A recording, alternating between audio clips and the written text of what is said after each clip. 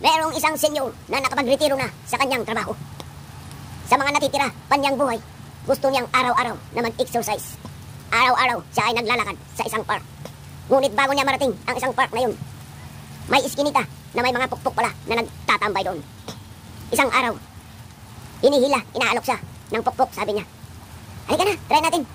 Total, papawis din naman ang pakay mo. Try natin yung ibang papawis, sabi ni Lolo. Hindi kita kaya. Ngumiti na ang pukpok at sabi, kaya mo.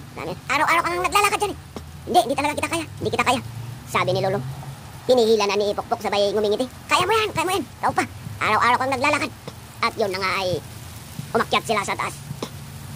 At pagkatapos ng 30 minutes, nagdadamit na itong si babae at hingal na hingal. Pagod na pagod. Sabi niya kay Lolo na may galit sa mukha. Sabi mo, di mo kaya. Ba't kayang-kaya mo pala? Ang lakas mo, parang lakas pa ng bata. Ngumiti lang si Lolo at sabi, ang ibig kong sabihin nun, hindi kita kayang bayaran. Napagkasunduan ng mga anak na dadalhin si Lola sa Home of the Aged. Dahil sila daw ay puro busy sa trabaho. At dalaw-dalawin na lang kung sila ay may pagkakataon. Sa gabi na yun, gusto ni Lola na itaas ang kanyang kanang paa. Pinababa ito ng nurse. Gusto niyang magbaliktad sa kaliwa. Ito'y pinabaliktad ulit ng nurse sa kanan. Maya't maya, gusto niyang matulog pa kanan. Pinabaliktad ulit ng nurse papunta sa kaliwa. Maya't maya, gusto niyang itaas ang kanyang paa. Ito'y pinababa ulit ng nurse. Kabukasan, dumalaw ang kanyang anak at sabi, Ma, kumusta naman dito? Kumusta ang mga kasama at ang mga nurse? Sabi ng Lola, okay lang naman ang mga kasama dito, pati ang mga nurse. Kaya lang ang di ko maintindihan, bakit ayaw nila akong pututin? Merong dalawang senyor na ang kanilang problema ay ang pagiging makakalimutin. Kapag may gusto silang gawin, lagi nilang nalilimutan, kaya ito'y hindi natutuloy. Minabuti nilang pumunta sa kanilang private doctor. At sabi nga ni doktor na, mga lolo at lola, ganito ang gagawin nyo. Para sigurado na hindi nyo malilimutan ang inyong mga pinaplano. Kumuha kayo ng maliit na papel at ballpen. Lagi nyong ilagay sa inyong bulsa. Ano man ang gusto nyong gawin, susulat nyo to. At yung lagi nyong dadalhin sa inyong mga kamay.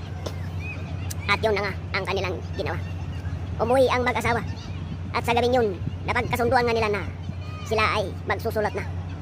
Kabukasan, kasi yun ay summertime, sinabihan ni Lola si Lolo na kumuha ng ice cream sa baba. Kasi ang kanilang bahay ay up and down.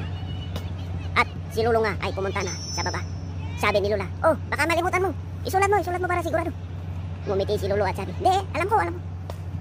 Ice cream with strawberry toppings, ha? Sabi ni Lola, oh, sige, alam ko. Isulat mo para sigurado. Alam ko nga, I can manage, sabi ni Lolo. Ice cream with strawberry toppings. Ah, okay, sige, sabi ni Lola. Nang bumaba na si Lolo, pagkatapos ng 10 minutes, siya na ay umakyat. May hawak siyang maliit na plato at may nakalagay na hotdog at cheese. Sabi ni Lola, sabi ko kasi isulat mo eh. Ba't di ka kasi nagsusulat? O ngayon, nasaan na ang tinapay? Merong inuman na sikat na para sa mga senior. Pumunta nga ang isang senior na to at nagpa-order sa waiter ng isang 12 years old na wine. Sabi ng bartender, baka di rin mahalata ni Lolo kahit itong 3 years old wine na lang muna ang ibibigay ko. Di yun na nga ang kanyang naserve. Pagkatikim ni Lolo, sabi niya, putang ina, 3 years old lang ang wine na to, hindi ko to babayaran. At bumalik ang waiter, binigay na naman ang 6 years old wine dahil nag-iisang buti lang daw ang stock nilang 12 years old wine. Tinikman ulit ni Lolo at sabi, putang ina, 6 years old lang na wine to, hindi ko to babayaran.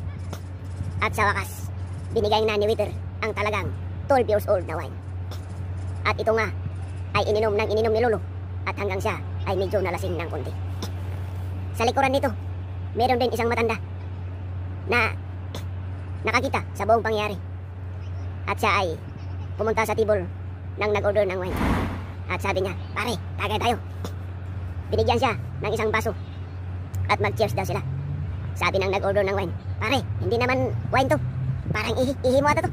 Sabi niya, tikman mo para makita mo rin kung gaano kasarap ang wine ko. Sabi niya, tinikman nga ng lolo na to. Pagkatikim niya, dinura niya, sabi niya, putang ina, hindi naman wine to, ihi mo to, ihi. Sabi niya ganun. Ngumiti ang lasing na to at sabi, ngayon, sabihin mo nga kung ilang taon na ako.